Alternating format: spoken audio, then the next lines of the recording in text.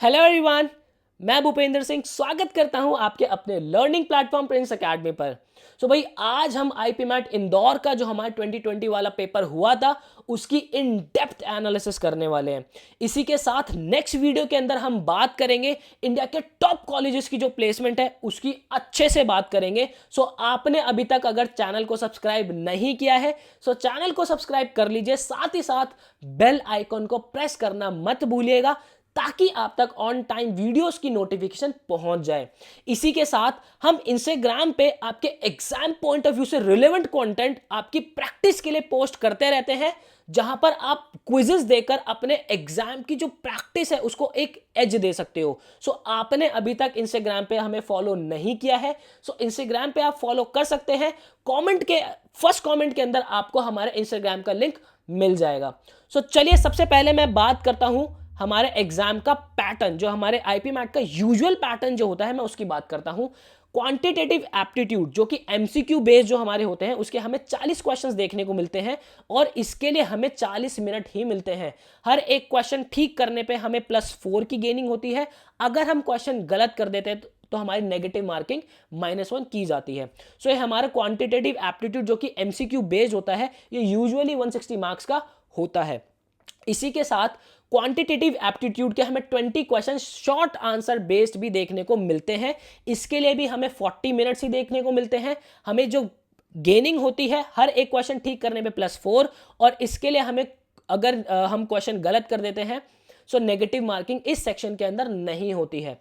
वहीं अगर मैं आपसे वर्बल एबिलिटी की बात करूं हमें 40 क्वेश्चंस देखने को मिलते हैं जो जिसके लिए हमें 40 मिनट्स मिलते हैं। हर एक क्वेश्चन ठीक करने पर हमें +4 का गेन होता है और अगर हम गलत कर देते हैं तो -1 की नेगेटिव मार्किंग की जाती है। इसी के साथ लेकिन जो हमारी पैंडेमिक की सिचुएशन थी उसके अंदर हमारा एग्जाम पैटर्न बदला था। 2020 का जो हमारा एग्जाम पैटर्न था उसके अंदर क्वांटिटेटिव एप्टीट्यूड जो कि हमारे शॉर्ट आंसर बेस्ड थे क्वेश्चंस, उसमें हमें 10 क्वेश्चंस देखने को मिले जिसके लिए हमें 30 मिनट्स मिले थे।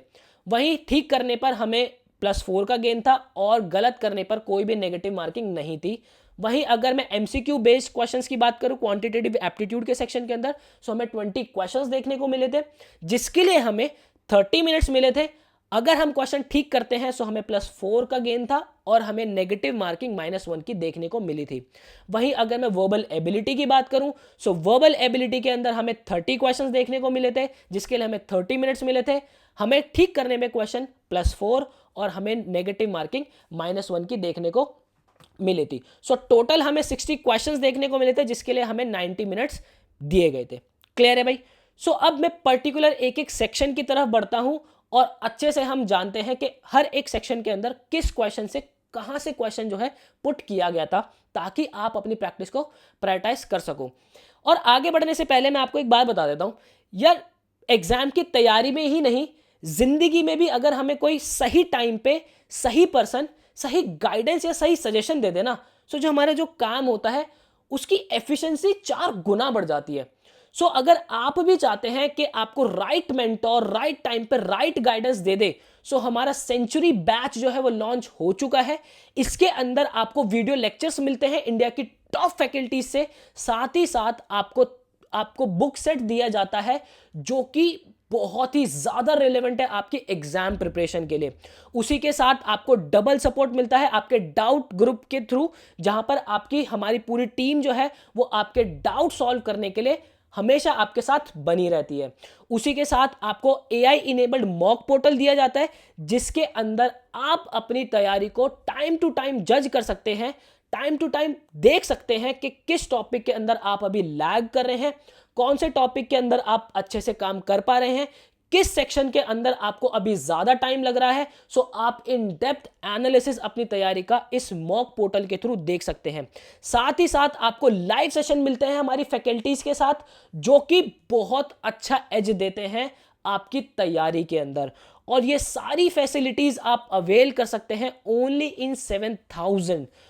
अगर आप इस बैच का पार्ट बनना चाहते हैं आप बिल्कुल फ्रीली दिए गए नंबर पे हमें व्हाट्सएप ड्रॉप कर सकते हैं और इस बैच की डिटेल्स ले सकते हैं।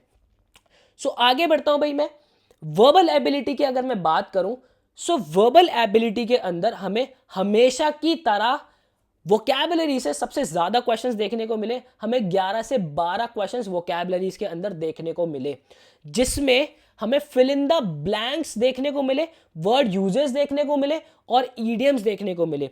वहीं अगर मैं वर्ड यूजेस की बात करूं तो वर्ड यूजेस में हमें क्या देखने को मिला था, हमें पर्टिकुलर एक वर्ड दे दिया गया और हमें ऑप्शंस दे दिए गए, सेंटेंस दे दिए गए और हमें बताना था कि वहां कहां पर ये वर्ड जो है गलत यूज हुआ है। हमें ईडियम्स एंड फ्रेजेस के अच्छे से क्वेश्चंस देखने को मिले और फिल इन द ब्लैंक्स हर बार की तरह हमारी जो वोकैबुलरीज होती है फिल इन द ब्लैंक्स के थ्रू हमें देखने को मिलती है। बट जो वोकैबुलरीज थी वो बहुत आउट ऑफ द बॉक्स नहीं थी, बहुत ही ईजी वोकैबुलरीज थी। सो इसका जो लेवल था वो बहुत ही ईजी था, उतना ज़्यादा टफ नहीं था। वहीं अगर मैं आपकी आरसीज की बात करूं, सो आरसीज के हमें 6 क्वेश्चंस देखने को मिले थे, जिसके अंदर हमें सिर्फ एक ही पैसेज देखने को मिला जो कि अप्रॉक्स 500 वर्ड्स का था।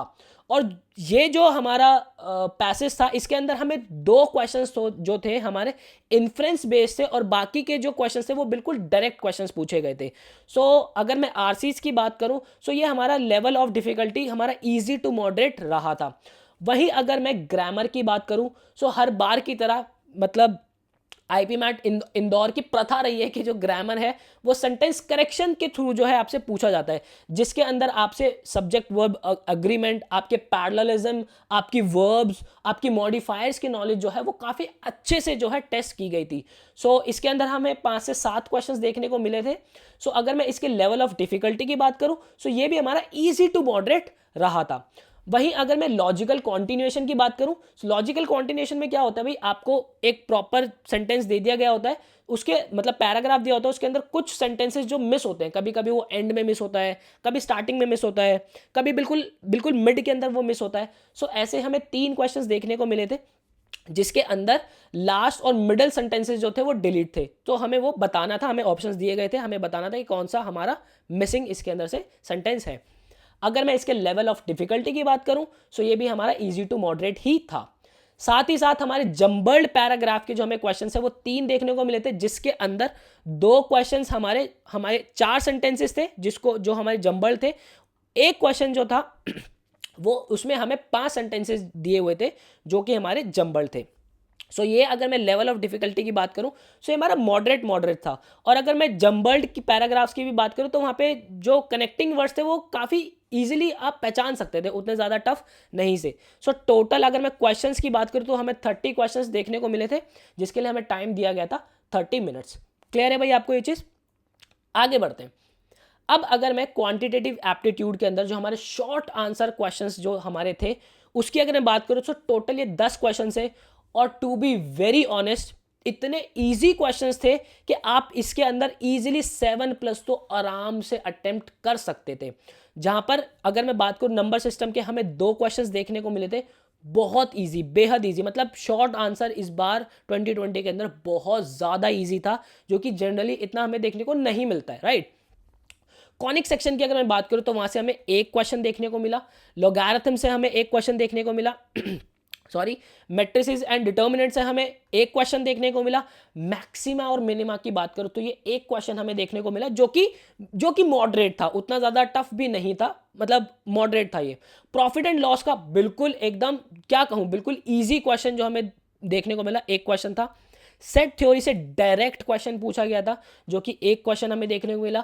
टाइम स्पीड एंड डिस्टेंस से एक question and permutation and combination से भी हमें एक क्वेश्चन देखने को मिला था। सो टोटल हमें 10 क्वेश्चन देखने को मिले थे जिसमें हमें 30 मिनट दिए गए थे, राइट। सो क्वांटिटेटिव एप्टीट्यूड का हमारा शॉर्ट आंसर था भाई जो बहुत ज़्यादा इजी था।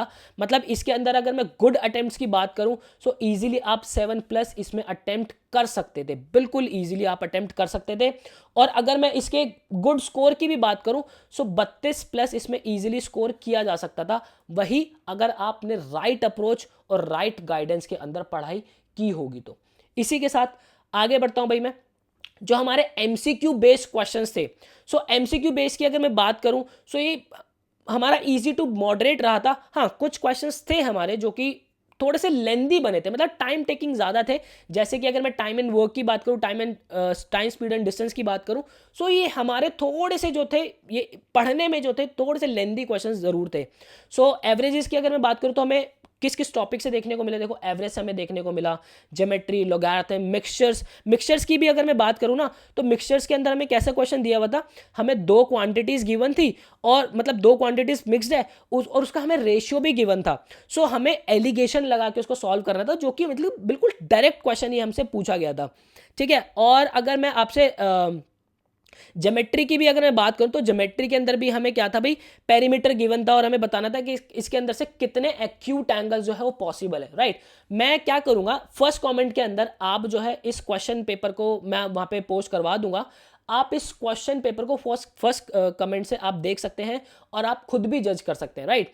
तो सेट थ्योरी से हमें भाई बिल्कुल डायरेक्ट क्वेश्चन देखने को मिला था। सेट थ्योरी से हमें डिविजिबिलिटी से देखने को मिला, सीरीज से हमें देखने को मिला, time in work and time speed distance, जो कि मैं आपसे बात कर ही रहा था, यहां से हमें थोड़े से लेंथी क्वेश्चन देखने को मिले थे।